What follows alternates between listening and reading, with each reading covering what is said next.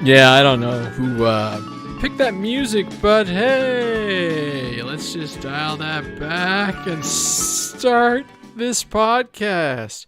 I said earlier on that I was going to make sure that we did at least 2 more in the year 2021, and here we go. Look over my shoulder. I'm going to bring his microphone up. Actually, I can't because I haven't wired up the system properly. That's my error. But for the first time, I have a guest on the big screen. That's Mr. Joshua Orchard. And actually, there you go. 2 screens. Woo! There you go. Joshua's live. And the episode for episode 93 is titled RC Afterhours Balsa, Wood, or Foam Under the Tree. And why? Because Joshua is my resident expert on all things wood. That just sounded wrong, but hey, we're off to a roll. It's a good way to start the show. Actually, I'm going to make a quick tweak to my settings because I'm hearing my echo, which is rather disconcerting. So, what am I doing here? I'm messing with stuff. And yeah, there we go. Much better. I don't have to listen to myself echoing. I was probably testing all the stuff. Actually, I was. So for everybody who was listening to the last podcast, I was very dissatisfied with the audio for obvious reasons using the shotgun overhead. So I've actually figured out how to make that Blue Yeti work, and the audio should be that much better. Yep, someone got the joke already. So here we go. I like I said, I wanted to get in another show, and then the last one at the end of the year is going to be everybody talking about the year that 2021 was, and all the ups and downs and overs and unders and everything. In the show notes and on the RC After Hours Facebook and social media is the link for the poll. So if you want to get in there and dump in your thoughts on the top aircraft and top items throughout the year, by all means, please do get in there, and we'll go from there and have a little fun with everything. I'm just making sure I've shut off a few things. There we go. Joshua, let's hear some words from you, like hello and everything, so I can make sure I get the levels up and recording. Because, Sure. It's been a while since I've had a guest over Skype. Well, I'm happy to be your guinea pig. And you sound good. It works. Yay. Oh, good. I'm glad to hear it. I mean, I've been doing pretty good. Just kicking away one airplane at a time in my shop. Just trying to do the best I can to do some new creative stuff and maybe get a little bit back to my foam roots. It's been an interesting journey going back to that. And there are various reasons why, but to say the least, it's fun. I like foam. I'm no disrespecter of media, so it's been great fun. So I've got a whole basement full of balsa dust and foam dust, and it's filthy, and it's the holidays, so it's helping me feel cozy. It's almost like having a hot cup of cocoa in my hand. Oh, I can't do that right now. No, I'll stick to my water, thanks. You bring up a really good point, and that's something I haven't done, or I really I noticed it when I was doing some sanding and everything. My environment is too cozy, too good, too. It's a real basement, right? And I work over on just like 10 feet away from my at-home working and everything. So I've been really leery about getting too messy. It's bad enough when you get all the globs of hot glue into the carpet and everything, right? So when you start talking about dust from Balsa, I kind of go, wow, yeah, this is where you want that dedicated workspace with a good engineered ventilation for one, and some method to suck in that stuff. Actually, Nathan Knight, I think, put in a really slick ventilation thing, and it's actually paid dividends because he also does laser cutting. So he's able to actually filter out a lot more, and no fumes get drawn into the house either. He's got a really nice external workspace from what I've seen.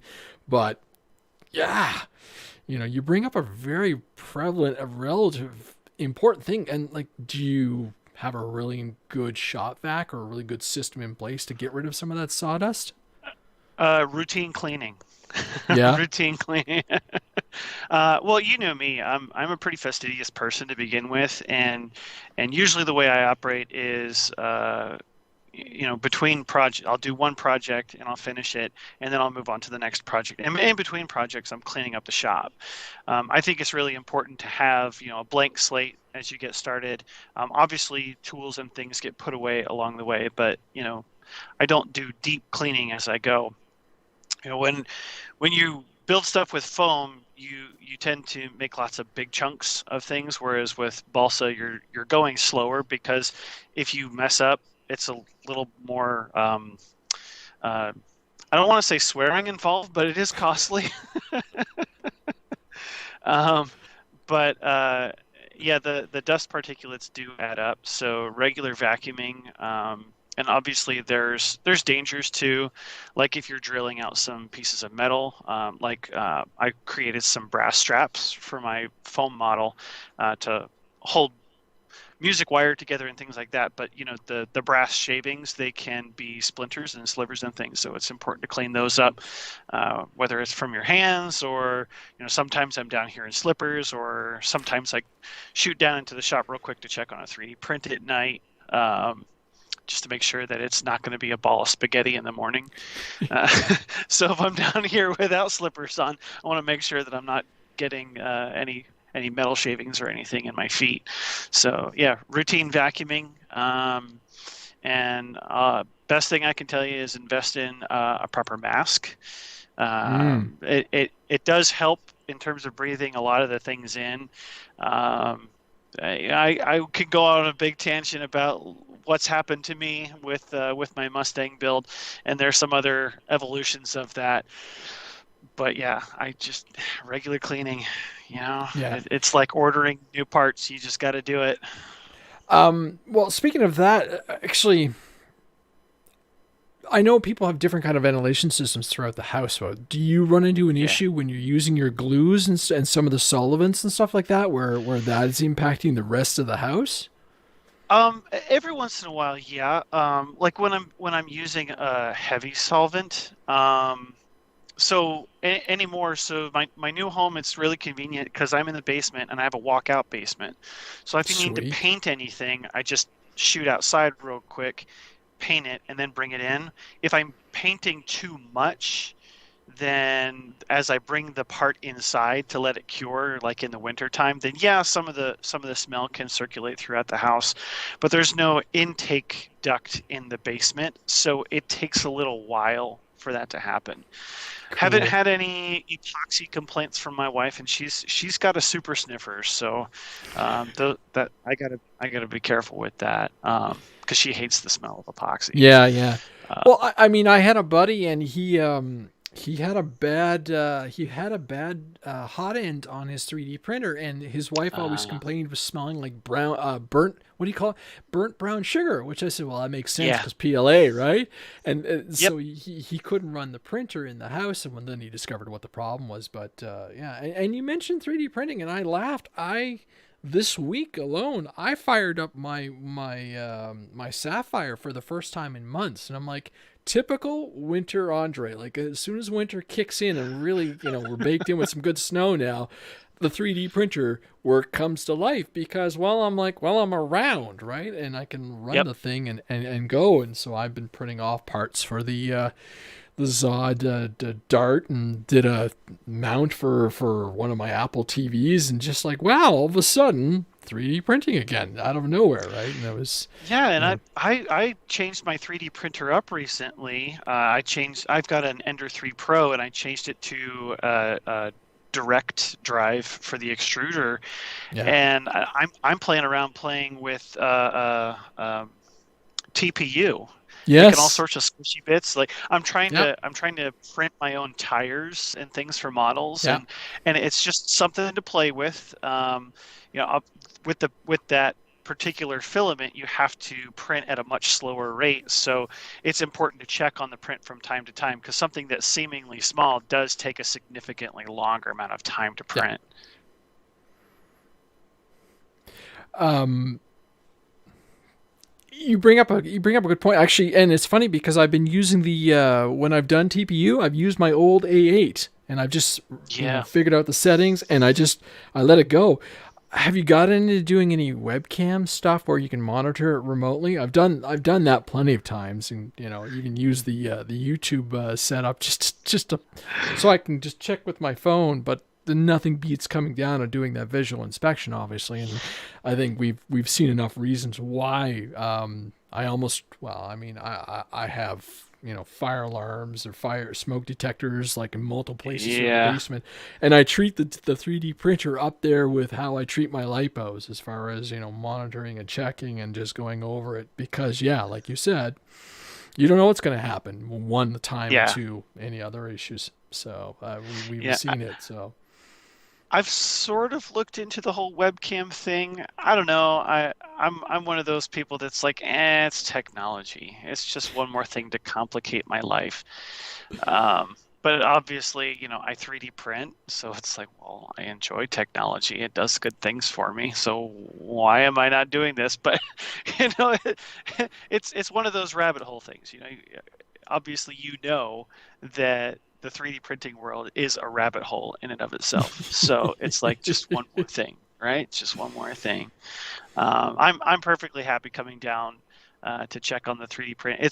In the wintertime, it is cold in the basement. It's around 17 degrees C in here. yeah, Um, yeah, that's brisk. so honestly, for you people in America where I live, I don't know what that is in Fahrenheit. I don't keep track of that. I'm a scientist. I live in world of scientific numbers. So um, the 3D printer tells me pretty much what temperature it is down here. When I go to Yeah, start up the printer, it tells me what yeah. temperature it I is. I remember I remember when I was doing some of those 3D lab planes, and I was running into an issue with the temperature, the ambient temperature. Even though I was Yeah, printing PLA, the ambient temperature in the house in the basement was dropping to the point that I started just doing foam board all around the enclosure, just because yeah. the temperature was causing some issues where and just enough. Like we're probably talking just a couple of degrees, but it's like, oh well, here's a fixed foam board. Yeah, But yeah. No, I've got a Home Depot box that I just put over top. nice, Um, nice. I mean, I know it's cardboard and it's a fire hazard, but until I find like a real piece of furniture to enclose the whole printer that's like tall enough, Yeah. I know there's lots of tutorials out there on how to do that using like IKEA furniture, but that IKEA furniture is no longer available. Oh, So, yeah. I'm looking for alternatives just because obviously I want to be safe, but we do have smoke alarms in the basement. We do have yep. carbon monoxide things. We have sprinklers throughout the whole house. So Oh, I'm not nice. entirely worried about burning down my whole house, only part of it. But yeah, there you go. But okay, so on the subject, so this is probably something that's. I mean, we've been 3D printing for a couple of years now, but Yeah. have has it really become? I'm a terrible designer. Like I've done a couple things, but has it become that? Like I know we've played with making the entire airplane, and I've got enough documentation on what happens in the cold and what happens in the heat to go. Yes, Yeah, you do. let's. So I guess the point there is this more of a building element versus your entire construction medium? I th I think there's enough merit in the hobby at this point to go both ways. We've seen airplanes that have come out now that are absolutely phenomenal, and it's in various different types of filament too. We're seeing PLA and ABS full printed airplanes now, and I think it's phenomenal. We've got the lightweight PLA. There's lots of Yes. different techniques going that it really is the sky. That's our limit at this point in terms of what we can dream up and do. I'm seeing Horton flying wings, just all of this great stuff. I think it's phenomenal. But at the end of the day, for me, I can quickly go into Fusion, draw two cylinders, and have a centering ring for a propeller that I can't seem to find in my toolbox. And then 7 minutes later, I have it. That to me is the value of my 3D printer, Yeah. where you've used up something and you can just quickly get what you need in order to keep going, rather than, oh geez, how am I going to do that? I got to go to the hobby shop, or, oh, I got to order this, or I got to do that. It's to me, I have always seen the 3D printer as an accessory to help me build. Yeah. So like I said, I think I could go both ways entirely. Yeah, and for people that are having issues accessing the material, like at some point it's easy.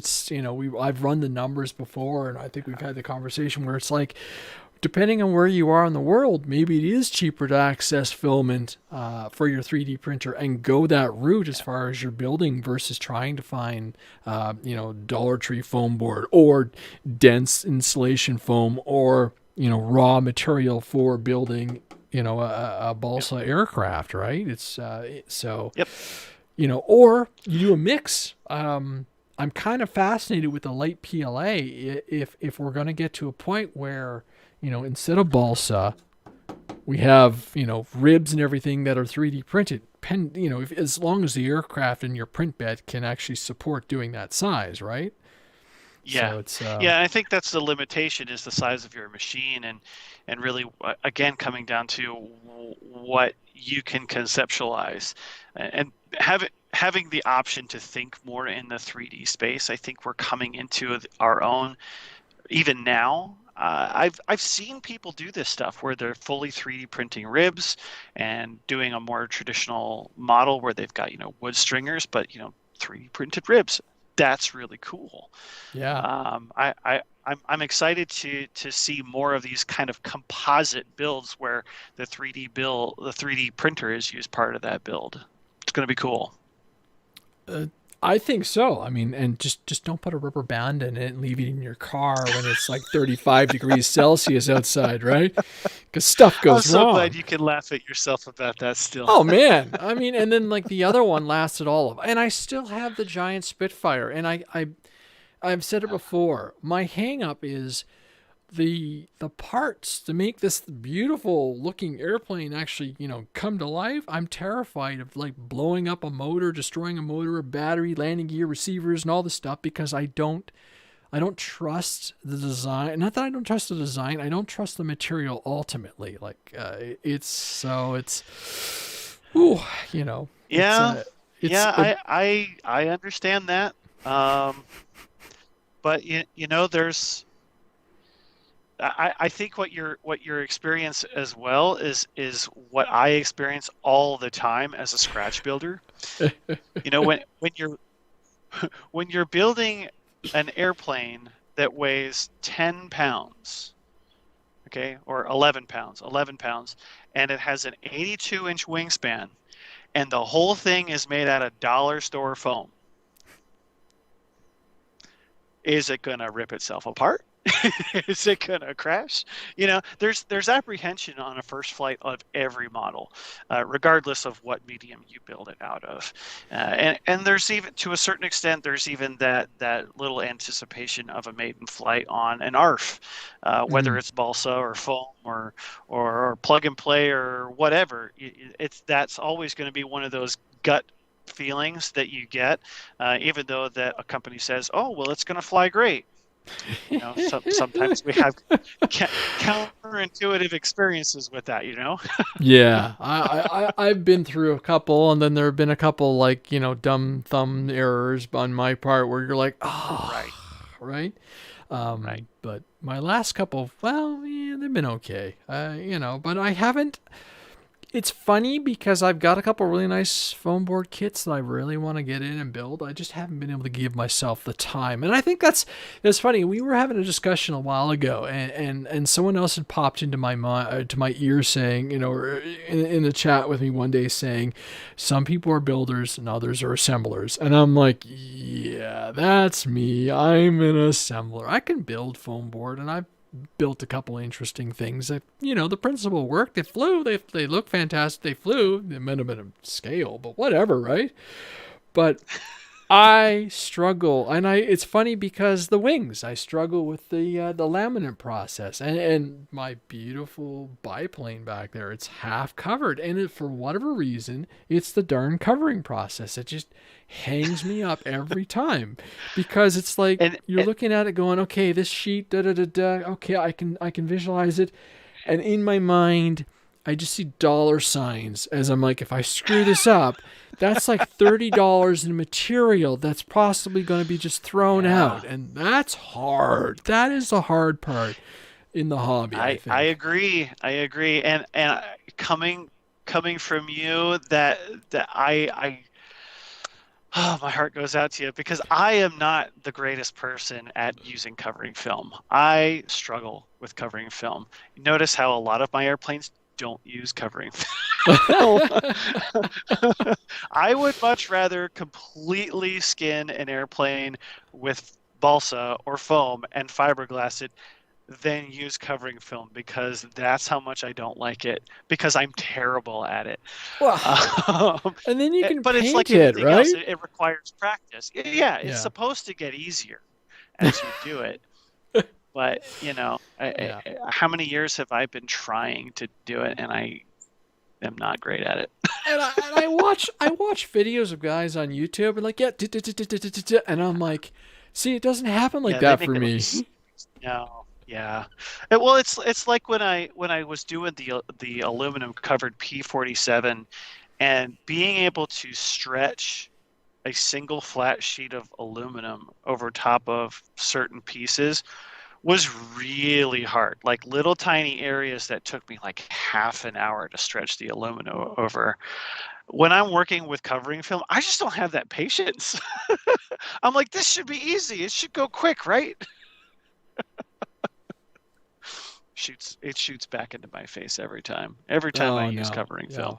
And it's one of those things where I know I need to do it, and I think I need to I'm gonna try, and I've done one wing. It looks okay. I mean, it's definitely going to be a 50-foot plane. I've said that before. I think I'm going to have to do. I should do the next wing, and then come back to do the tail sections and all this stuff. And I was even thinking, like, I've got enough color. I bought a second roll, but I'm like, ooh, maybe another cover. But there's just. It was originally done with a fabric, and I know why they did it with the fabric, because I think it held I think it bit. Into the wood a lot better than the monocoat does, or whatever it is, the ultra coat. That's what I picked for that one. Right. But whatever. Now, are you getting your iron hot enough? I think I will. Yeah. Okay. Just ask, because sometimes like I'll that's go the difference. Put covering on, and I'm like, oh yeah, I really should do several test pieces to make sure that this particular film, because it's like 3D printer filament. If it's a different color, even though it's the same brand, if it's a different color, sometimes it requires a different temperature. Yeah. That makes sense. And I've got to get over those hangovers. Hangovers. Yeah. Hang-ups. Right. But I just just got to attack it. I think that's the biggest thing. And just get on with it, and then see if this thing is gonna fly. My suspicion is it'll be just fine. It'll be a beautiful airplane, and I'm gonna love it because I finally have a decent transport vehicle that I can put it into, and then there's a whole litany of other airplanes that Andre hasn't flown. Do you have that problem, Joshua? Where my wife was like, she was down here the other night, and she's like, "Have you flown this one? Have you flown this one? Have you flown this one? Have you?" And I'm like, "No." She's, "You didn't fly your last two Christmas gifts, have you?" And I'm like, "No." Yeah. It's a great question, a funny question, and loaded. My wife doesn't ask. It is a loaded question, for sure. My wife doesn't ask me about my airplanes. She's just like, another one, really? You need another one? Like recently, I came home from a club meeting, and someone was like, "Hey, I got this plane, and I don't want it anymore. Do you know anybody who needs it?" And I was like, me, pick me, because it's a SIG Cadet Senior. It's a trainer, a high wing trainer, and they're so fun. They're so fun, and I haven't had a trainer for a couple of years since the plane eating tree at my flying field ate my airplane. And I have been wanting one, but like wanting the right one. And this is an 80-inch wingspan trainer. And it's like, ooh, this will be so much fun. I can do so much. So I'm like planning all of these things that I want to do with this trainer. But at the same time, I came home from that club meeting with this box. And my wife's like, another one. So that is not as much of a problem for me. I do have an internal problem of, I haven't flown that airplane in a really long time. I should fly it, and then I just don't. One that comes to mind is the Top Flight Corsair that I built several years ago with all the moving things. Yeah. I haven't flown it in like 2 years. No particular reason. For a while, there was something on it that needed to be repaired. I repaired it, and I still haven't. I didn't fly it all season. Just never felt like it. So it's hard sometimes. Yeah. Yeah, the jet thing. I don't understand your fascination with the jets. I'm the prop guy, so. You got the Habu, man. You got to fly that thing more than. Yeah, I take it out to the field every once in a while. It's funny because I was doing really good, and my wife, love her to pieces, and she's got the little, for every airplane that comes in, 2 or 3 have to go out, and I was actually on it. The guys were loving it because I was selling off a few of them. A few broke my heart, but that's just like, okay, it's time. And then we had my friend's estate, and a ton of planes came home, and like, they're all big. I got my Commander back, and then I got that huge Carbon Z Cub. Gorgeous airplane. I can't wait to go flying with it. Yeah. But again, I haven't even flown it. It's been here since September, right? And I'm like, after that last winter flight, I'm like, that plane's going to wait till spring because I don't want to be putting together airplanes, in the cold because I'm like, my poor little fingers, right? So, for sure. It is a problem, and it's like, and then she's like going on the jets, and other guys are on the jets, and like, oh, when are you gonna get this one? I'm like, and then we, I'm like, it'll come in time. Martin goes, I remember the exploding F-16. I'm like, yeah, no more gray jets for Andre. Underpowered gray jets. We'll clarify. But we also come back to the fact that the hobby is getting progressively more expensive, and I don't know about you. I see friends in the U.S. still manage to get some really sweet swap meet deals, but it feels like those are becoming harder and harder. So I've suddenly decided that, like, when one of my buddies is like, hey, I'll buy that FMS P51 off you for, well, I don't know, $250. I'm like, I can't buy an E-Flight T28 for that price right now. So it's like, I think I'm going to hold on to that baby until I've really either have flown it to pieces or just need the space, because it's like, I can't get something that size anymore for a decent budget anymore. And it's like, even if I'm out of the warbird phase for a little while because it's winter, it's like, do I want to sell these things now? So. Yeah, I kind of saw this coming a couple of years ago when we started seeing like the E-Flight airplanes that came with retracts and flaps and lights. And I was like, okay, well, one more thing and one more thing and one more thing. Well, these airplanes are going to get to the point where they're so expensive that it's going to be more expensive than buying one of the Balsa ARFs. And we're basically to that point. To be fair, these are really amazing airplanes that have some really cool details.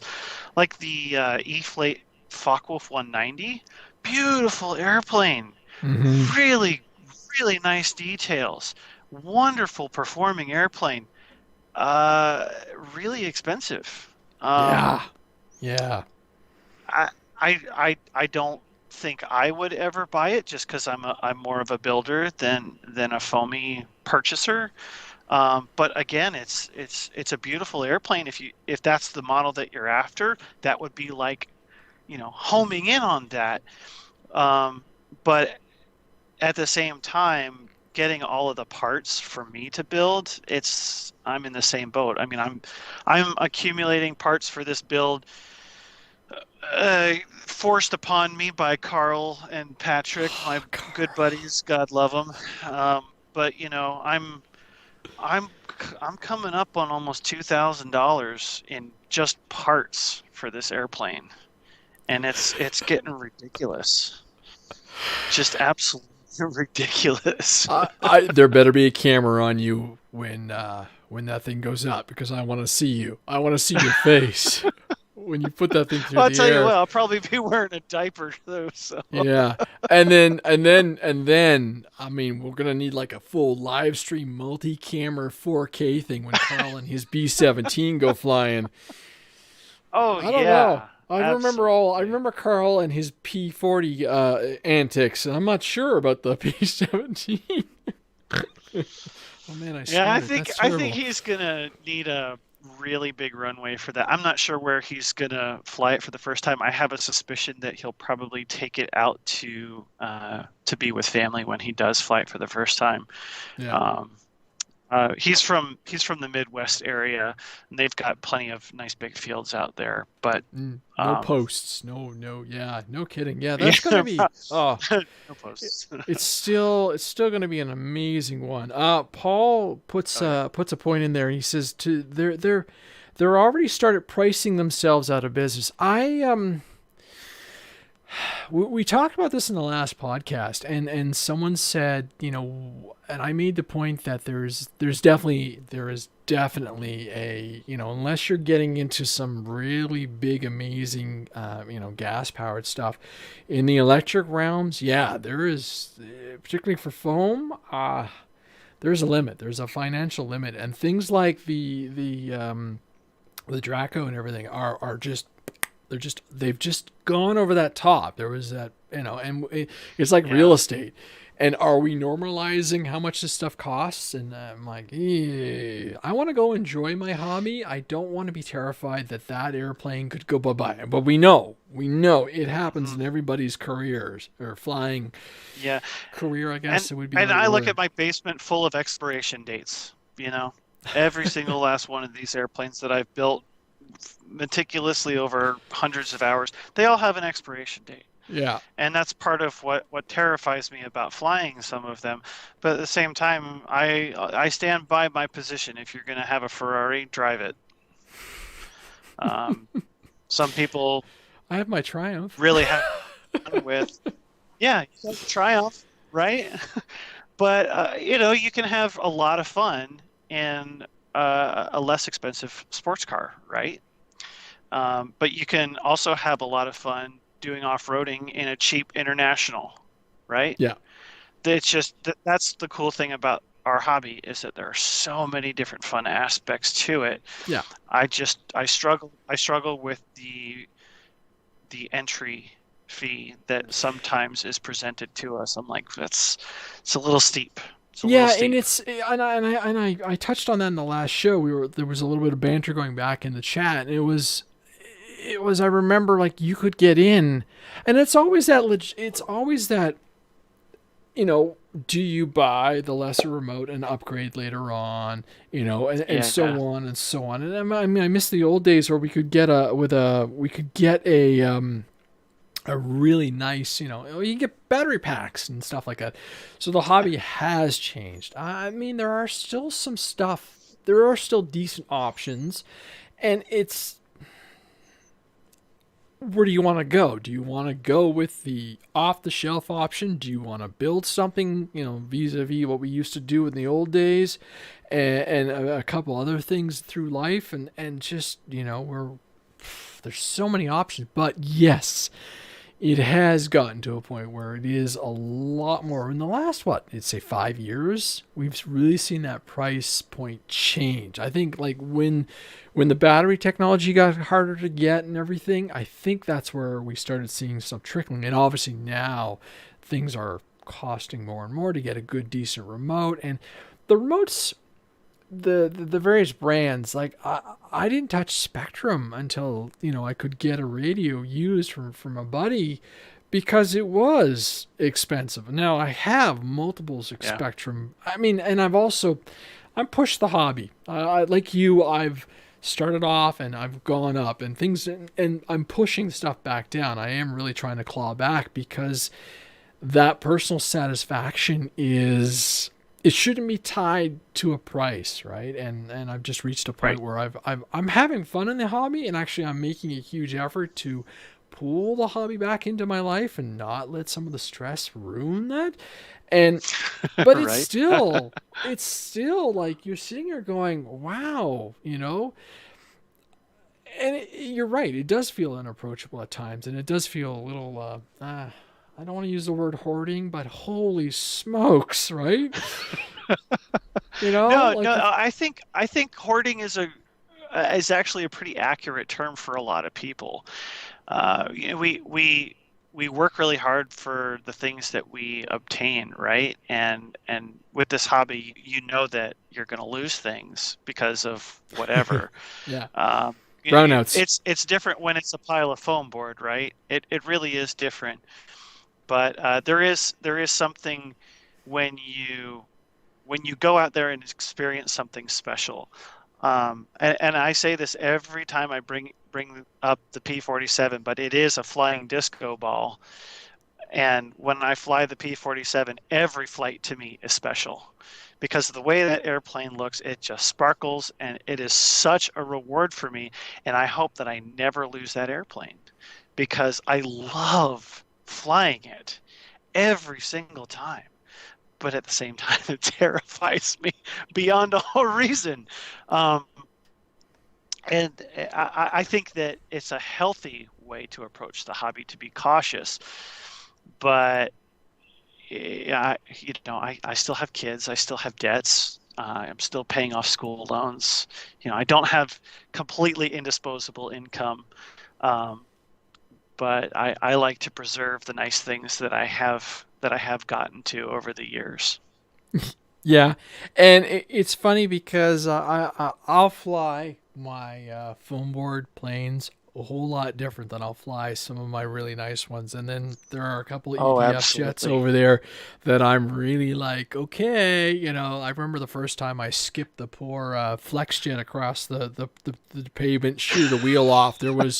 I don't think I ever published a video, but I let out a cry, and I was like, yeah, because at the time that was my most expensive airplane I'd ever bought.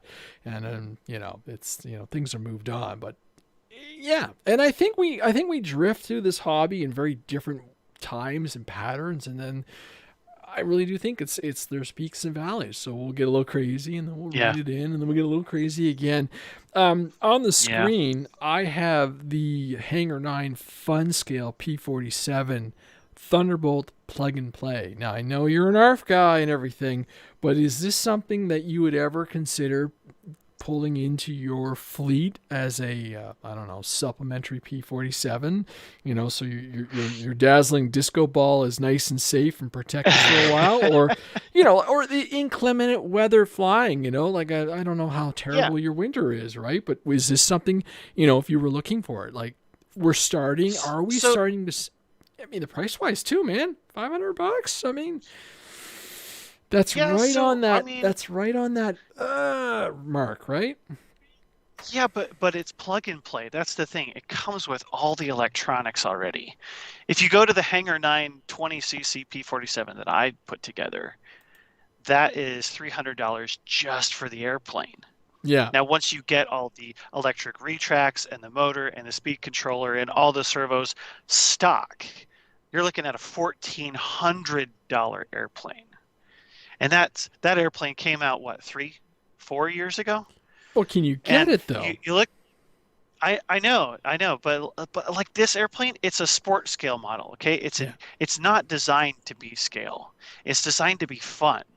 And that's the cool thing about sports scale models is that they're designed to be bashed around and just sort of have that essential look. It's not necessarily designed to be like the full scale experience, right? So you Yeah. can have fun with it. And I have always been a huge proponent of having a quote beater warbird, something you can just throw around the sky. I had one, I crashed it. I had the Hangar 9 Corsair that I got secondhand, and I flew it around had a tumble, the spar cracked, and I didn't trust the wing anymore, so it went into the bin. I didn't want to try to sell it to anybody because I didn't want them to have an unsafe experience. The responsible thing to do was to move on. That being said, I moved on to the Hangar 9 Hellcat, which again, it's more of a sport scale model, right? It doesn't have the airfoiled empennage tail planes, right? It's just flat balsa. It works. It flies phenomenally well. It's very responsive. It gives a nice scale appearance in the air. And with any of these balsa airplanes, there's so much you can add to it if you really want to get into those weeds. I've shown that on the larger P-47. If you really want to dress it up, it's not like you're putting lipstick on a pig. You really can do it if you take the time. You can make it a builder's airplane. Nice.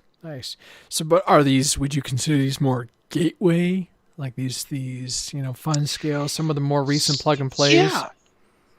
Yeah. Like I guess that's kind of like in the same vein of what we've got out of OMP with these ones. Like for people, and this is when I flew this thing and did the videos. And ironically enough, I didn't even get to fly these things over the summer, so they're going to be doing more winter flying.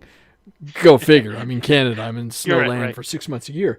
But I still come back with the comment saying, if you're curious about balsa, this is a fantastic way to get your teeth wet, just to try it, cut your teeth on something. Because I had a whoops and I had to do a little, fab work and everything. And then I cracked some wood up here. So I had to go in and actually say, okay, how do I repair this, right? And it's not, okay, you can use hot glue a little bit, but it's not like a foam board airplane where you can just keep sticking patches. You actually have to think about this and be a little bit more meticulous.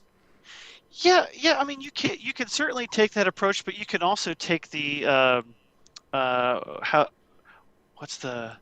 so my club has lots of sayings. The bumper sticker approach. Okay, you have a car, right? And it gets a little bit of rust on it. Oh, you just throw a bumper sticker on it. Nobody will know, right? So you have these balsa airplanes, and you have a little ding, and you have to usually peel back some of the covering in order to do the repair. Just buy a roll of covering. Doesn't matter what color. Just have a roll of covering on hand. You can go to a swap meet and pick up partial rolls. It doesn't really matter. And that way you can just have it on hand. You do your little repair with CA glue, little scraps of balsa, even foam. Okay, I flew a Great Plains Escapade into corn. Okay, we had corn growing at the field, and I had a botched takeoff. I had a radio issue. And the airplane went into the corn. So I had the leading edge that was damaged. Well, rather than like piece together little pieces of balsa and recover it, no. Cut a big chunk of foam and stick it right in that bay between the two ribs. And then I used a file and sandpaper and shaped that leading edge. And then I just wrapped some covering over top of it. Could not tell. Flew great. Nice. Yep. So again, it's that bumper sticker approach that it works every time. And like the Bighorn and the OMP Challenger, oh my gosh, my favorite like if I could go to the field and fly one airplane throughout the entire year, the Challenger would be it. It's so much fun. Yeah. And I just put skis on mine, and it's ready. It is ready for snow. It did so well. Now, I don't even think I released the video when I mucked up the Bighorn, and what I discovered was I'd copied over settings from the Fun Cub. Old settings, like old, before, like, I really didn't know. What I discovered I had done is I'd put Did it have coordinated turns? It had no. This is even funnier. I put in the 2-second delay, right? I did it in the flaps, but I also did it in the elevator. Right? Okay. Are you following what happens when you do that in a radio, particularly on an FR Sky? The elevator's response was delayed by 2 seconds in each direction. So as I'm saying up elevator, the plane is like, okay, right? And so I'm flying this thing. I dump the flaps, and I'm like, what's it doing? And the poor thing just fell out of the air because I So couldn't you're give it enough. basically flying the airplane with the trim button. Basically, yes. And I was just like, and I come over to the plane and I'm baffled. I'm legitimately baffled. And then I realized afterwards when I sat down with the road, looked at it. But I'm like, okay, so damage wise, like I said, I did a little carnage at the top. Everything else is fine, but I cracked the detail piece on the wing. So you know what I do is I go and I think it's a water bottle. It might be a Coke bottle. It might have been a part of a Coke bottle. Taped it on, heated it up. The only thing is they scuffed and they painted on the inside of of their plastic, and I didn't have a matching blue. And I'm like, well, yeah, like you said, some tape, and it's fine. Anyhow, you can't tell the difference. And if I just put some tape over it, off we go. You know, from 10 feet up in the air, you won't see it. But you're right. These OMP planes, the Challenger, my red Challenger, I loved flying them in the winter, and they're going to get more airtime because they need it and they deserve it. And it's a different experience. I actually want to take these out to the club where I fly whenever I get out, and really open these things up and just see what they can do. Because rather than being in the contained spot, there's nothing wrong with where I park fly. It's fun. It's good. It's a lot of room actually. And when I was flying in the weekend, there was no one there. But I do want to try a bigger space because, you know, I remember with my Tundra, I'm like, wow, I'm far out. And it's like, I'm running out of battery because I'm just like, wow. Oh, no. Like the guys at my club, whenever I bring the Challenger out, they're like, "You're gonna fly it like you hate it again, right?" It's such a great flying airplane. It's for $200. Yeah, you know. I mean, and like when you're sitting there and like the pull this thing up here, bang, the Ultra Stick. The Ultra Stick. PNP 60-inch, again, $550. Really fantastic, particularly if you like everything that airplane stands for. And I think it's a great plane at 60 inches and everything. But again, you got to drop in a receiver. So, yeah, you know, pick your. But then access. Some people can't get, you know, supplies from certain spots, and I guess, you know, if you know, if this is what works for you. But yeah, $550 for that. But there's also the point that some people bring up, and I appreciate it because I share the same perspective. So these new plug and plays that Horizon's coming out with, I think they're a great option for people, especially people who don't like building. Yeah. The problem that I have in trying to purchase it is it comes with all of this tech that I cannot, not that I will not, but that I cannot use. Like all of their telemetry stuff, like their telemetry ESC. I can't use that stuff. I fly FR Sky. Yeah. So even though you're supposed to provide your own receiver, you're not getting. I provide my own receiver, but like I'm paying for technology that I can't use. Yeah. And so to me, it feels a little even more inflated, and that makes it a little bit more hard for me to purchase. See what I'm saying? Mm-hmm. Mm-hmm. Where the Challenger just walks off and goes. I think we lost your audio, Joshua. Hold on here. Are you still there? Oh? No, I'm still here. Yeah. Okay. We're all good. HangarRC says put out a model called the Super Hots. That is a cool airplane. That is a cool airplane. I remember that one. I am not going to Google that while we're live on air, okay?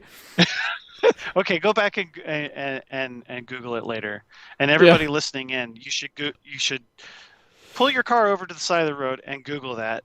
Don't do it while you're driving. Yeah, no. I'm worried about what's going to come up, and I don't need my browser going crazy. It's a good joke, right? Right. Right. I love the idea, but have the same issues with FR Sky. Yeah, so there is no perfect solution. It's funny because at work the other day, I had this great debate with a colleague who was like, you know, pro Android PC and all this stuff, and he was making fun of it. I said, look, I don't care what you use, but early on, and this goes back to my hobby thing, I picked an ecosystem because I knew, look, I can't afford to have one of every radio like I do right now. I've been super fortunate, super lucky. I mean, but Yeah. I made the point, and like I started off with those Turnigy radios, which were good I remember enough that. until I got Yeah, into good enough. FPV. Good enough until I got into Yeah. FPV, and I couldn't figure out why my airplanes were dropping out of the sky. Right? Whoops. But and then I stepped into the FR Sky, and I love the FR Sky environment because I love the open T. I haven't even touched any of the new. I'm still rocking the Tyrannus. I even have a spare, my first one, and then Paul put out the fact that, you know, with all the new generation NX radios coming out from Spectrum, yeah, I have a DX9 and I love that radio. I don't legitimately have a reason to jump to it. I do get some telemetry through it, as I learned with my new UMX A10, as it was screaming at me because my batteries aren't right. But I guess it's one of those things where you're right in the sense that this airplane checks the box for someone who's in that horizon world because that's what works for them, right? And it's Yeah. we can't even say no, this is terrible, because this works for people. This works for a lot of people, Right. and then we've gone down another route and another avenue because that's what interests us. That's what gets our gears going, like just diving in.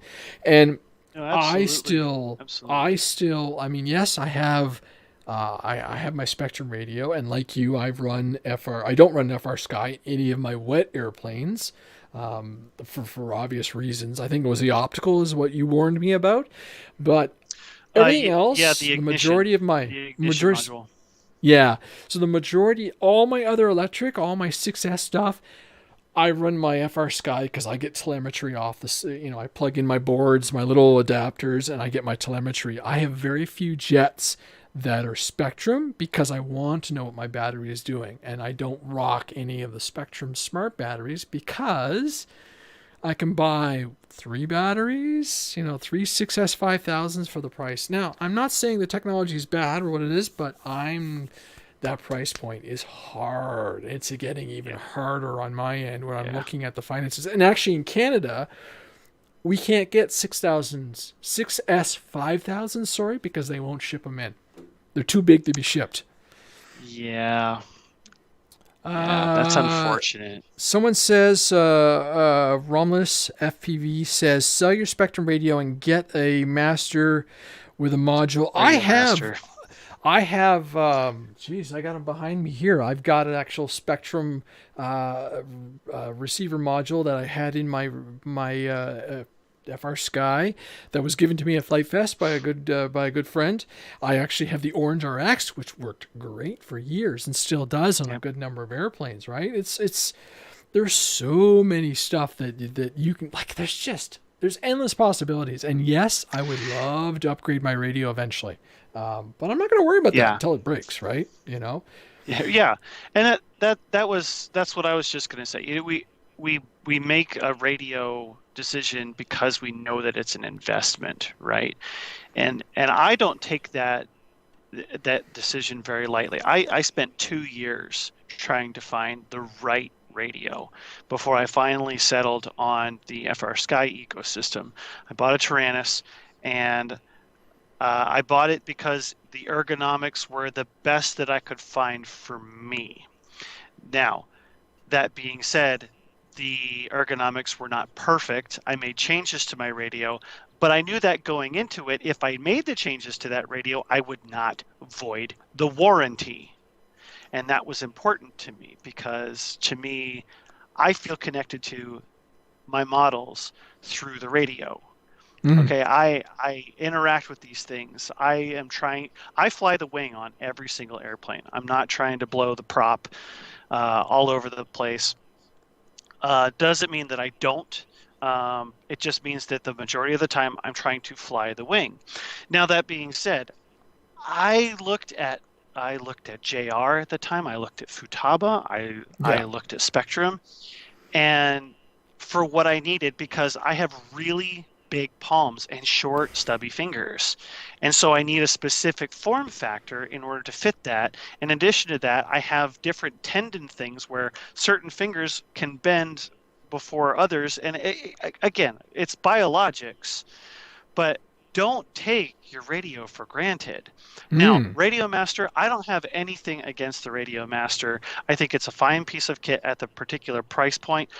I personally have held the Radio Master in my hands. I don't prefer it. I prefer the feel of my Horus. I love my Horus. It's going to be one heck of a radio to convince me to move away from my Horus, because it fits me ergonomically so well. It does everything in a bag of chips. 16 channels right out of the gate, and I can expand up to 32 if I want. And I have an airplane that uses 16 channels. Nice. So you can argue one way or it's like, Dodge truck, Ford truck, Chevy truck. They've all got great points. They've all got bad points. These radios, they've all got good points and they've all got bad points. I think that's the best way to realistically approach it. Yep. I agree. And there are options. There are options too to get into the hobby fast and easy and everything. I don't regret the path I've gone down because it's allowed me, and for the longest time I was being, told, get a Spectrum, and I have a very healthy number of E-flite aircraft, so the Spectrum is great because my poor Tyrannus was giving me memory errors because I was overloading it with so many models. I remember that. So it's kind of nice. I think that's improved with the firmware upgrade and everything, but it's interesting. It's fun. I mean, and I bang for a buck though. You can't. I have to say you can't go wrong with some of the innocent radios receivers from FR Sky. Those white 8-channel ones are just like, I have so many of them. They just do the job, and then like good reliable single. I mean, I don't remember the last time I dropped an airplane because of a single issue. That's just hasn't happened in a long time. Bob, good evening. Ben Harbour, good evening. Wow, hey, look at that. It's paying off to do a podcast on a Thursday night, It's kind of fun. Getting a bunch of people on watching. Actually, yeah, there's a nice healthy number of people watching. I've had to actually mute a few comments, so hey, cool. Yeah, so valid points. One of the points there, Chris just mentioned he has a E-flite Viper from Great Hobbies, and he was able to pick up a 6S 6000 from Gen Ace and a 5600. So that's pretty cool. On the Spectrum, I get basic battery telemetry with non-smarts, and I was getting that with my little A10 with my DX9, but every time I throttled up, it would go all hissy crazy on me because it was telling me the batteries were dropping, and I'm like, no, it's just full throttle for a couple seconds. So I turned it off because I was getting some really stuff, and it was aggravating me while I was trying to shoot the video. So yeah, this has been awesome in the sense that we've covered a huge swath of topics in the technology and everything. Ben just said, refresh my subscriptions and saw that you were live. Super nice. Sorry I don't follow your schedule. No one follows my schedule. Actually, this show between Joshua and I we were like, what time do we do this? Do we go this time, that time? And we're like, oh, let's just do it because this time of night, let's face it, we're both tired. We've worked a full day, but this has been going good. The conversation's been good, and I'm actually, really enjoying the fact that we're getting in there having a good chat about so many aspects of the hobby. I don't think there were many other airplanes in that list. It's going to be interesting next year to see what some of the manufacturers do as far as responding to the community and the climate and everything. We've seen a lot of high dollar airplanes. We've seen some good mid-range ones, and I'm hoping the supply chains can kind of come back up and be more accessible. Who knows? 22. I agree with you, but I am a little cautious about, and I know that Josh Bixler has touched on this in past couple of podcasts, in the flight test podcast. The FAA historically releases some crazy idea that they're going to throw against the wall to stick, usually between Christmas and New Year's. I think that perhaps next week might be one of those defining moments where we sort of get a little peek under the covers of what may be coming in the industry. Perhaps not. I could be wrong. I like to hope that I'm wrong. But we'll see. We'll see. I want to see some really fantastic stuff coming, but I think you're right that the supply chain issues are one thing. I personally know, working with some other people in the industry, like I've been waiting on something to review for a while, and they're like, "Well, it's just not here yet." And I'm like, "That really stinks for you, because it's Christmas and you could have made a whole lot of money." And they're like, "Yeah, tell me about it." But with new regulations and rules and things, and what did I see in my email chain the other week was basically the international agreement between MAC and the FAA, not the FAA, your AMA.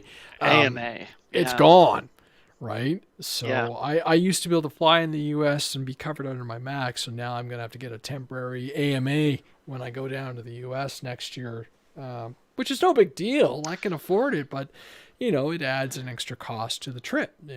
I think it depends on where you fly, right? Because that's the other thing that's sort of up in the air, is that the FAA is way behind in terms of defining some of these things that they set out years ago. Like, what is a community-based organization? They haven't defined it yet.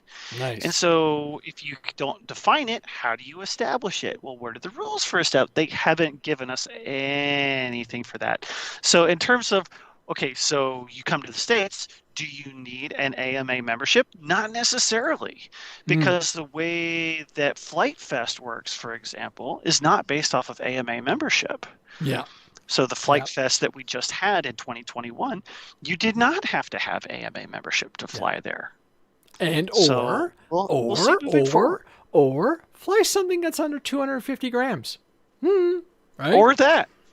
Or that. That's easy these days. It's a lot harder to build something under 250 grand. So let me tell you, for you, but like, it's of all the things that have changed in the last 2 years, I am gobsmacked at the fact that it's almost like that part of the industry is doing really well. Buddy of mine here in Captain Drone flipped me a photo of the little FMS.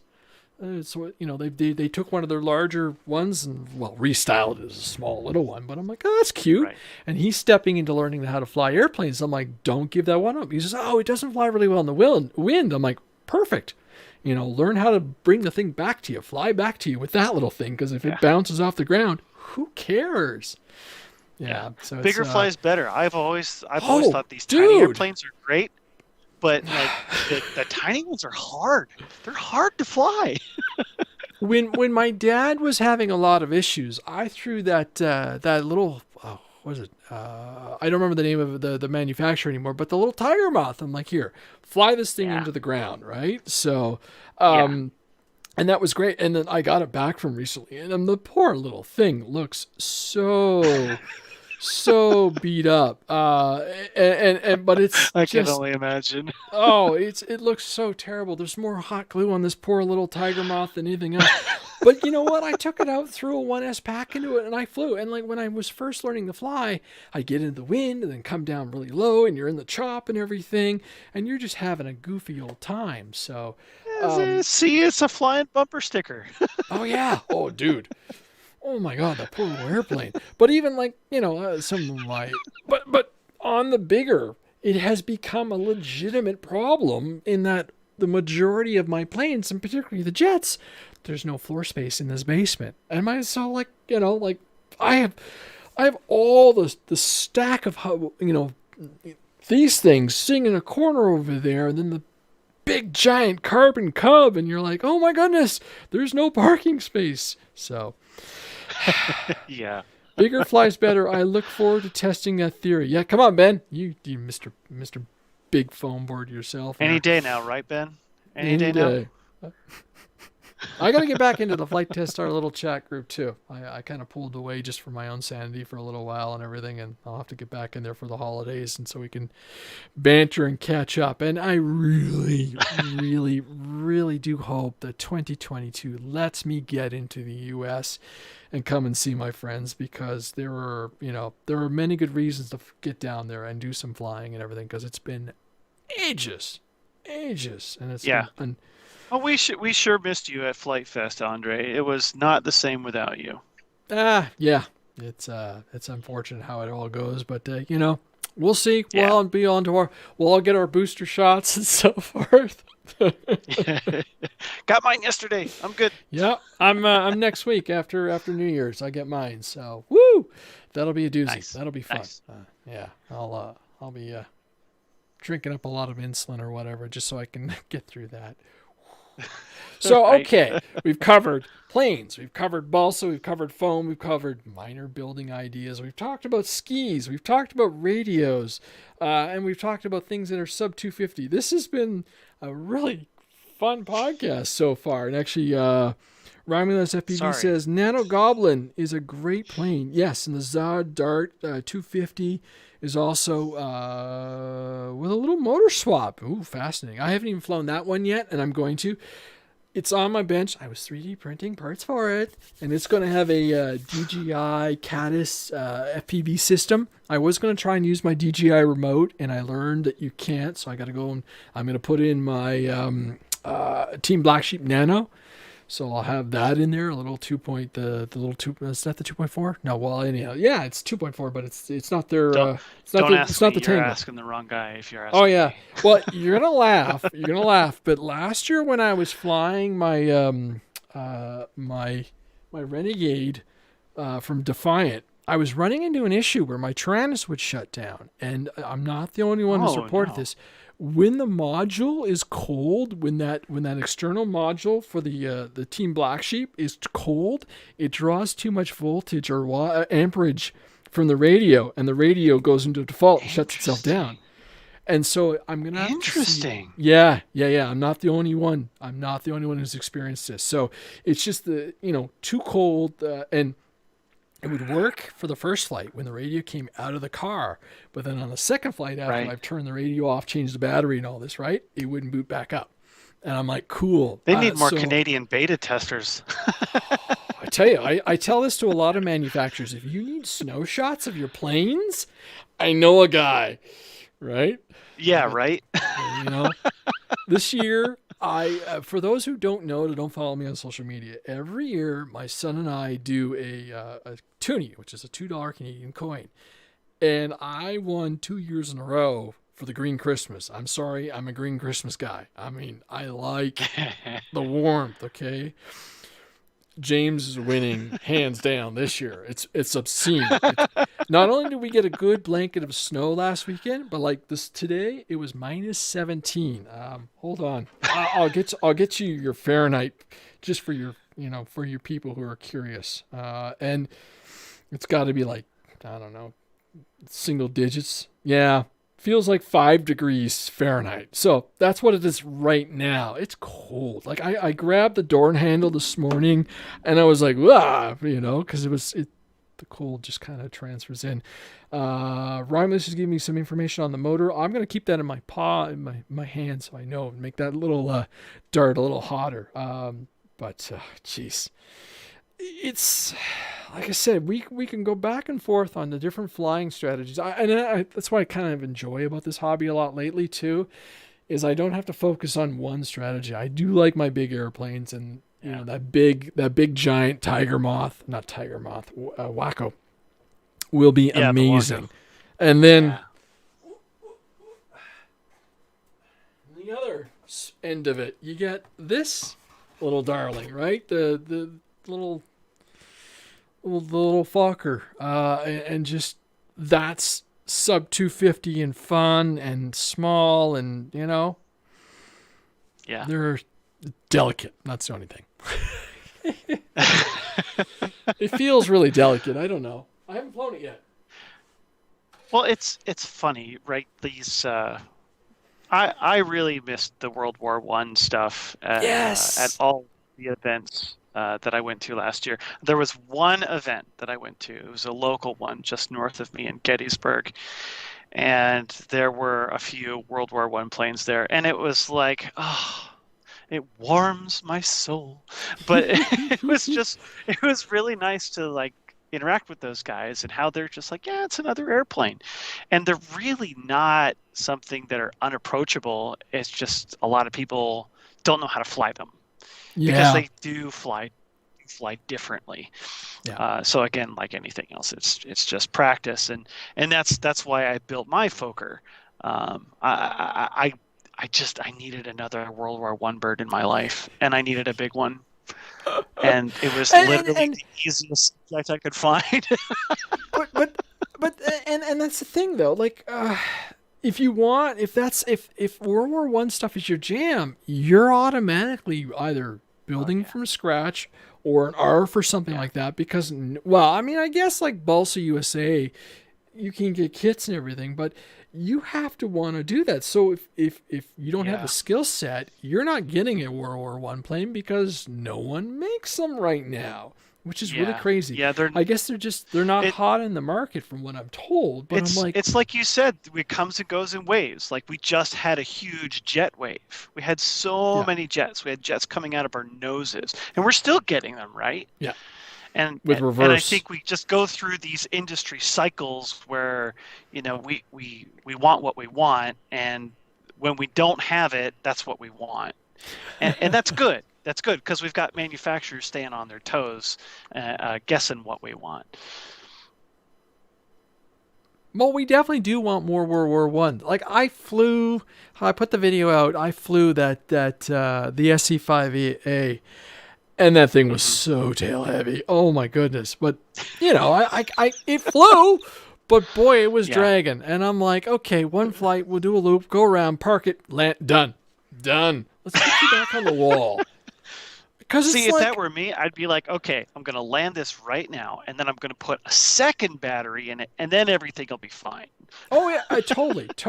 It was too windy to be flying the aircraft to begin with, and you know I had other objectives that day, but I flew it and it was like check. But it I swear to gosh, I have one of the guys at the club at the field. Every time he sees me, he says, "Hey Andre, you gonna sell the SC5A and the Albatross to me?" And I'm like. No, they are beautiful, rare planes. I have spare parts. No, so I already know just from looking at it. I just need to adjust the CG, run it on a slightly bigger battery, and it'll be mint. And I'll fly it because I really do like them. The 5A flies better than the Albatross. So give you that. I will give you that in a heartbeat because the Albatross. You need to fly that Albatross fast because that elevator is so, well, can you call it an elevator? There's such little surface there. So it's like without any speed, you're not doing any kind of impact on your lift, or, you know, and I'm like, okay, whatever. But I like what size prop is on that plane? Do you know off the top of your head? 10 or 11 inch, and they're both the same prop. Well, what's the pitch? Gosh, I don't know, man. I'd have to go look at a box, and I can't get to it because there's too many airplanes in the way. So a fun quick tip is for World War I planes, it's all about thrust. You don't really want to try to define yourself with speed. Okay, so don't go any more than 1 to 2, and what I mean by 1 to 2 is so like. If your prop is a 10-inch prop, don't go over 10.5. Okay? If you go to 10.6, you went too far. 12.6 is okay, but don't go to 12.7 or 12.8. So, for example, my Fokker, it spins a 22 by 8 prop. I've got another airplane that spins a 14.6. Another one that is a 13.5. So what you get is you get a lot of thrust to overcome all the drag from these airplanes, because there's a lot of surface area, right? So World War I airplanes, the game is always about thrust. So if you get more air moving, like volume of air, not necessarily air speed, moving over that tail, you might find that you have a little bit more authority on that tail, and it might be a little more enjoyable for you to fly. Yeah. So something for you to consider moving forward with the Albatross. Oh yeah, and they gotta fly. And then like the PT-17, another beautiful E-flite airplane that you can't get. Beautiful plane. Oh, it flies so well. It's so relaxing, and it does everything right. You know, after I put a ton of nose weight into it.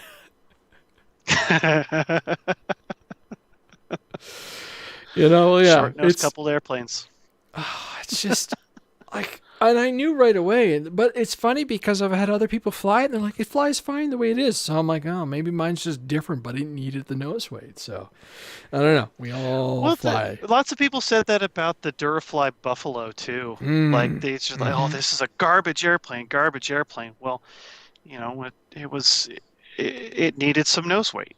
Yeah. Once I put a spinner on it and an ounce and a half of lead in the front of it, and then take my 2200 pack and shove it all the way forward.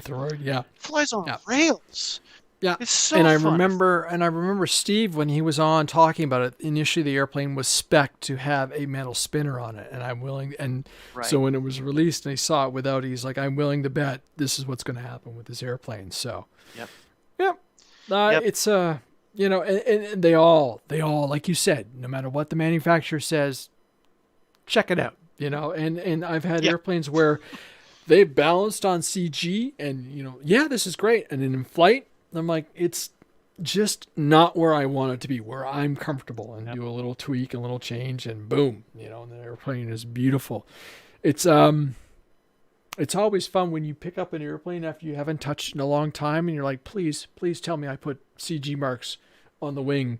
You know, I appreciate manufacturers that build that stuff into now, because it's like, I don't remember what it was last time when I flew, right? So now if it's not there, I mark it, because, man, like you said, you know, you go fly an airplane 2 years later, I'm like, I don't remember where it is. Right? Yeah, I've got a Balsa GBZ over here that it requires me to only fly it on a paved runway. It's so lightweight and so small that I can't fly it at my field or anything that has grass. So I went in and I specifically marked on the battery tray, this is where you position this size battery, this is where you position this size battery. Yes. Because you have to, right? Because I knew that I wasn't going to be able to fly it as often as I needed to remember that. But it's still here. It still flies great. Yeah, and I've had one of my buddies. 14, 13. Yeah, go ahead. That's it. No, I was just saying, like, one of my buddies, when I bought one of my used planes from him, that's exactly what he had done, and I started doing that. I had one friend who was always putting, you know, the number of flights on the inside under the cowl, you know, under the battery tray. I used to do that. That's kind of cool, but I'm like, no, I don't want to know how little I've flown. I did that with my Goldberg Eagle 2, and I think I stopped at 200. Wow. So I had modified it to be electric, obviously, and I had the battery hatch, and under the battery hatch I was doing, you know, the hash marks 1 2 3 4 crossed for 5, and I had gotten up to 200, and I was like, okay, I give up. I'm clearly flying this airplane a lot. Yep. But I must have had at least 400 or 500 flights on that airplane before the plane was eaten by that tree. It's a horrible day.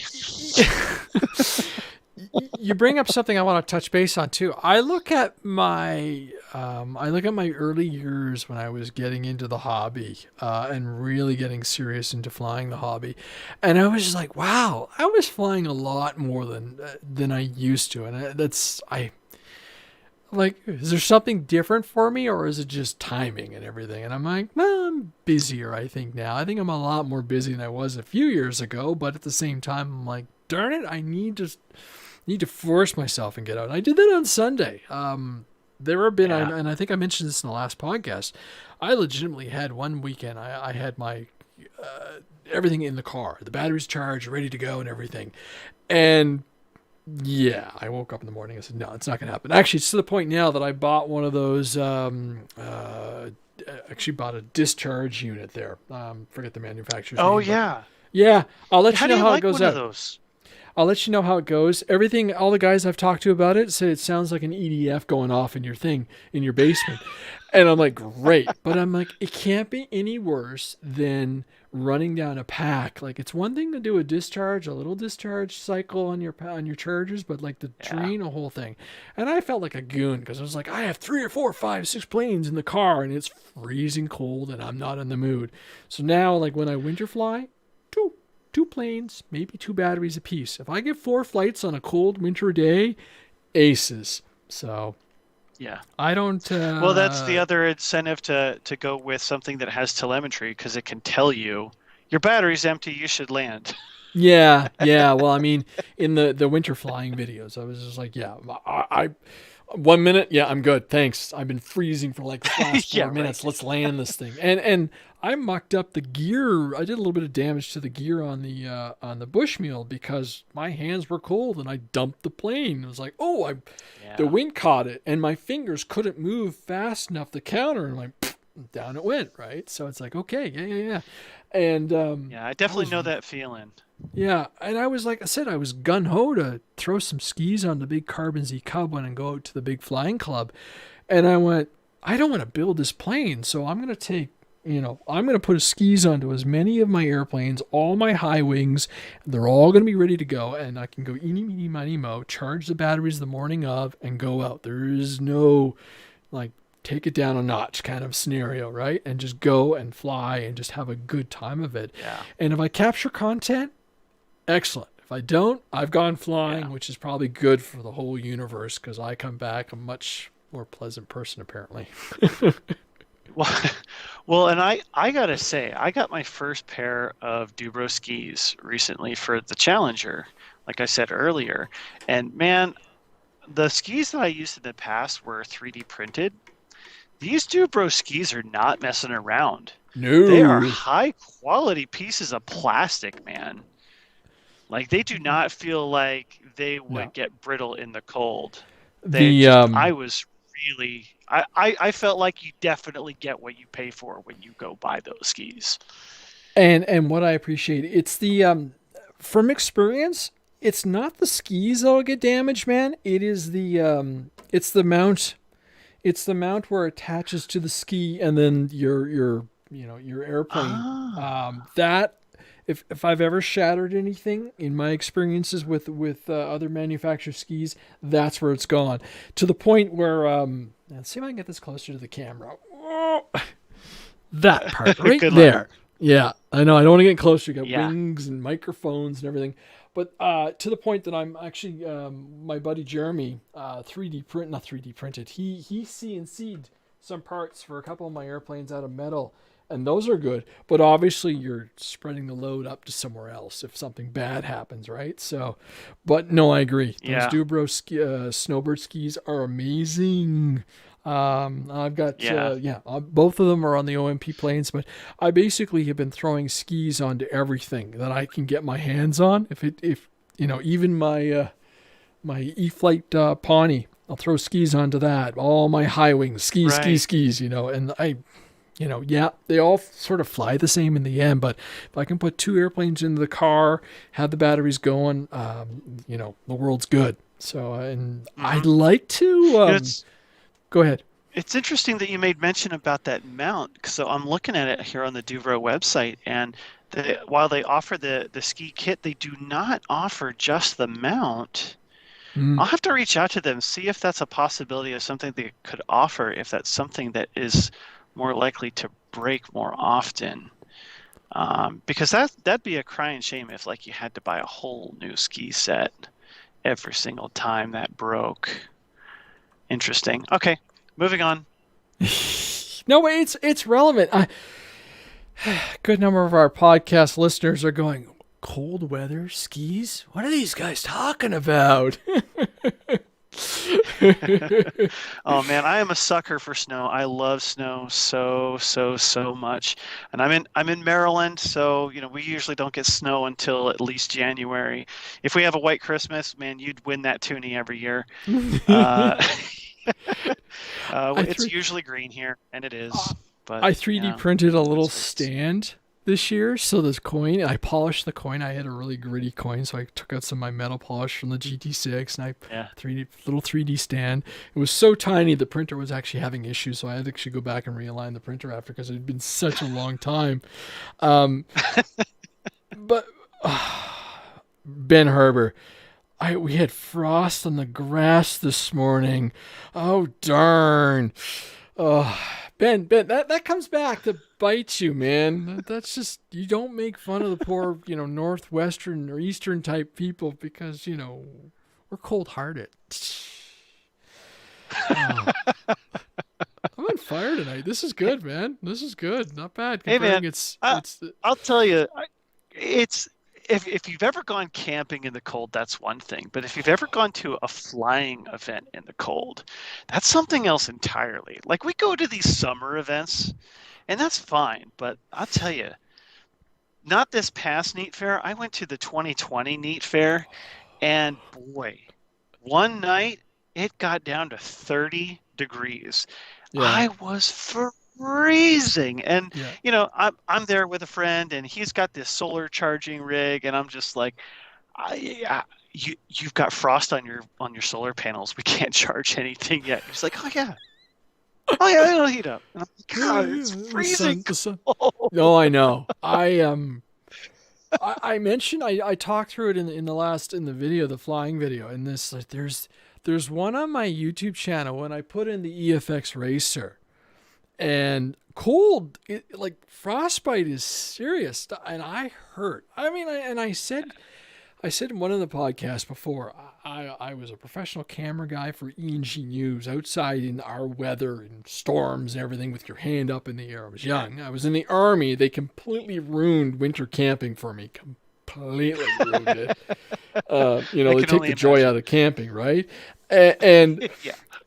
and and that incident where I flew that plane, and afterwards I was like, I will never fly a plane without landing gear, so a hand toss belly lander, because I can't get my fingers into the transmitter mitt and put my glove. And even on this flight in the weekend, I flew without gloves inside my transmitter mitt, and that's why that's why it was a little goofy on that one flight. After that, I left my gloves on, and I'm old. I said it in the video. I'm getting older, and it's starting to affect me more. So it's like, yeah, layers and everything. But yeah, flying in a winter event. So the guys who do the, is it Neat Fit? They do the FPV thing up in, Northern Ontario kind of thing, or Northern New York State in September. And I'm like, yeah, the nights are getting cold. So it's like, you can do it. Yeah. But you're bringing a whole bunch of clothing and night camping, and and even in Ohio, there were a couple nights I remember. Well, we'd have a couple scorch nights where you're like, the temperature never drops, and then there are nights when it's like, I don't have enough blanket 50 coverage degrees. Here. Yeah. Yeah. You wake up and you're like, your body is just, you're exhausted. Your body is exhausted from being cold all night. Andy Chase says my airplane defrosted, got defrosted this morning. Yeah. Are you guys doing anti-icing already, man? Oh. Yeah. But no, I tell you, I guess it's interesting looking at all the various scenarios, and then I see photos of people still flying out some really good locations, definitely more western now, and it's just like, oh, there's not a hint of snow. And I remember years ago we would get into like March, April, and you're tired of the winter flying and everything, and then we would go winter, and then we'd go mud. I don't know if you get that, Joshua. Like there are points where I can't fly anything. Like it's got to be big wheels. It's got to be Tundra style airplanes because the track is it's just mush and the grass is soaked. It's just mud and gunk, right? We don't have mud. We have winter wind. Yeah. It goes from winter to wind. So Okay, it's like, well, we can freeze or we can see how blow to away. slope soar without going anywhere. Yeah. Uh, has it been more winter? Has it been more windy for you this year? It has Okay. actually. Yeah. And yeah, I was just gonna say it's been weird. So like in years past, normally we have wind that will come down the runway one way or the other. And this whole year, it's been like dead crosswind one way or the other. It'll be at your face or coming from my tail, and it's Yeah. like, well, I guess I'm a crosswind capable pilot now because you can either not fly or learn how to fly You're in in a there with the crosswind. rudder. A lot of rudder. Yeah, you learn how to fly the rudder. Let me tell you, you figure that Yeah. out real quick, Yeah. especially on tail draggers taking off. But yeah, that's been our situation. It's just so much wind, so much wind. And thankfully we have a weather station in our field, so just hop on our club website and you can see what the wind is doing, thankfully, before you head out there, because my club field is like 15 minutes away, and because of the mountain range that's literally running the length of the whole city, I can get out to the flying field and it'll be completely different weather conditions than at my Mm, house. yeah. So Yeah. that it's nice. If you guys need that at your club field, it's worth the investment. Trust me, it's absolutely worth it. Somebody get their ham license, get yourself a weather station. It's worth it. Best advice I can Ben give. Ben Harbor says you guys need to build a carrier cat launch system and from a trailer ramp. That would be a hilarious. Well, I think you'd see a lot of airplanes just like snap in half on launch, but whatever, right? Yeah, right. Bah! Well, Ben, Yeah. I believe that's called a bungee. I have Yes, a one of high those. star bungee cord. Yeah, I guess that's the way to do it, right? But yeah, you Yeah, I get mean, up I could altitude. I could see getting a piece of metal conduit, right, and then it like have it telescope out after you like lift the ramp a little bit. I mean, that could work, right? And then you just have a bungee release. Off she Ben, you and I goes. should talk. Yeah, that that would be interesting. That would be fun. Scary, but yeah. This year I've definitely noticed that the wind conditions have been up, and like my app, I check my app, and it's like yeah, yeah, yeah, and so you get the thresholds in the UAV pilot, and you start bumping them. Okay, let's just change the temperature. So yeah, okay, fine, I can live with -25. But the winds are a little. I mean, but I know I flew in like 35-kilometer-hour gust winds and everything. Once you get off the ground, you're fine. It's the takeoff and landing which are a little hairy, but like you said, rudder and go. Yeah, yeah, for sure. It's sometimes you just have to force yourself to be a pilot, and then once you remember how to be a pilot, you're fine. I know and there's I and know have there's days those for me. have those well, okay, Uh, and then so you mentioned the collection of aircraft in your fleet. Do you have yeah. marginal? Those conditions are a little. Do you have those airplanes that you can go to and say, "Yep, yep, yep, yep," or is that your Challenger? Currently it's the Challenger, but also the Durafly Buffalo. Cool. I, Little I mean, hand toss, seriously, I three just S 1300. Go go throw it. go. Yeah. Yeah, or 2200. But I mean, the Challenger's cool because like you can do a 1300 and make it super super light. Or if you want to like be the endurance man, I have stuffed a 3S 6000 in the front of that airplane. It's a really tight fit, but it's a fun challenge. Um, Interesting. Interesting. yeah, yeah. And let me tell you, flying that airplane for more than 20 minutes, it's interesting. It's Yeah. interesting. You get a little punchy, right? But yeah, but I mean, you have to fly it faster, obviously, just because you've got so much more weight. But you end up learning how to. It's a different type of flying because you're trying to carry momentum. You're Mm. not necessarily trying to bang the sticks around or do anything silly. It's purely how can I make this a most efficient flight and try to fly as long as possible. So you end up being a little more smooth on your directional changes or your wind correction. It's again, I love that plane because there's so many different ways to fly it, and that's one of them that I've tried. But I've also got days where there will be warm days in the winter, and I've got the Radian that I can take out and fly. Yes. I've got my Micro Bird of Time from J&H Aerospace, which is a phenomenal airplane. Really quick, easy balsa build. Doesn't even require plans. It all keys together. It's a beautiful plane to fly. I've got airplanes that you find a nice calm day. I can take the oh goodness. Oh, what's it called? Oh, it's terrible. It's my only Balsa USA airplane. Anyway, I put my Contra motor on it, and it's like full blown speed demon. So I get my speed freaks out of that. I've got my E-Flight Rare Bear, another speed demon. And the Rare Bear just don't care. You can throw that in the wind and it'll fly all day long. It's a beautiful flying airplane. And then bigger does fly better. So, I've got my scale birds, my Curtiss, my giant scale Curtiss Hawk, flies like a trainer. I can knife edge it all day long. And, it's a little more work because I got to set it up a biplane at the field, but it only takes like 5-10 minutes. But it really, like, having my collection is nice because I can pick an airplane based on the weather. Yes. I'm not necessarily pigeonholed into like particular airplane.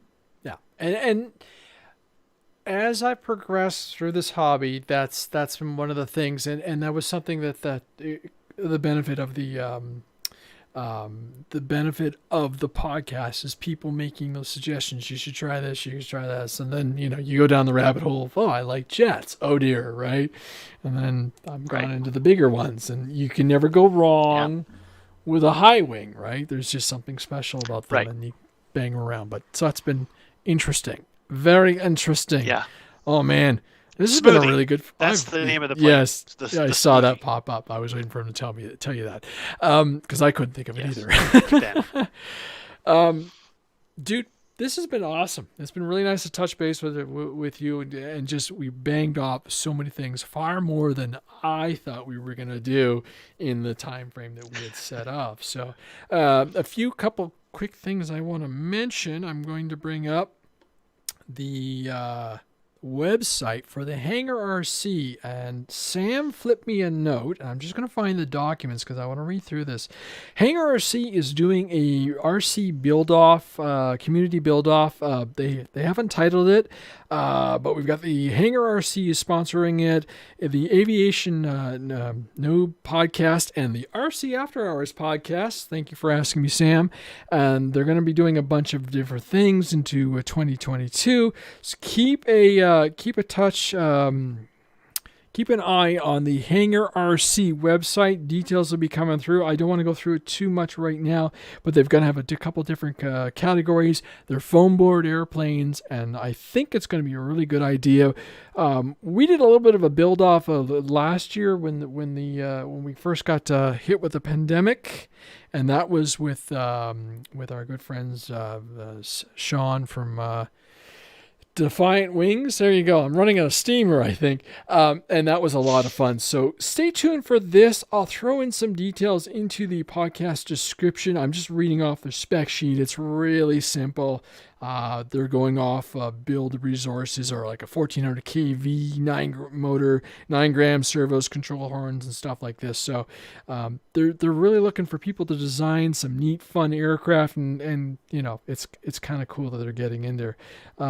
You'll have 6 weeks to build it and all this stuff. So January 1st they'll be accepting submissions, so you got to act soon.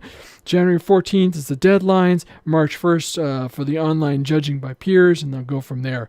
It is, found a URL. It is the HangarRC, that's Hangar with an AR, rc.com/buildoff. I don't think he's got it over here. Oh, he does.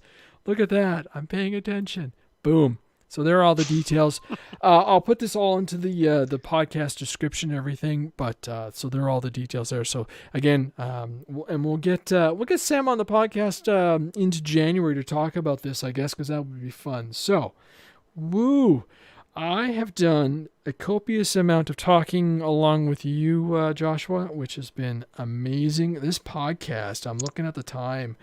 Wow, we're probably into the 90-minute. We haven't done a really long 90-minute podcast in a while, so this should be a treat for all those listening. I hope everything has turned out really well from a technical aspect and everything, because we got the nice microphone.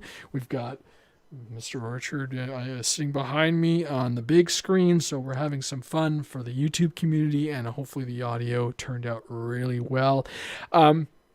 Today's, December 23rd, so I'm going to get this podcast out tomorrow at this point in the evening, so you guys have something to listen to over the holidays. Happy holidays, Merry Christmas, and so on and so forth.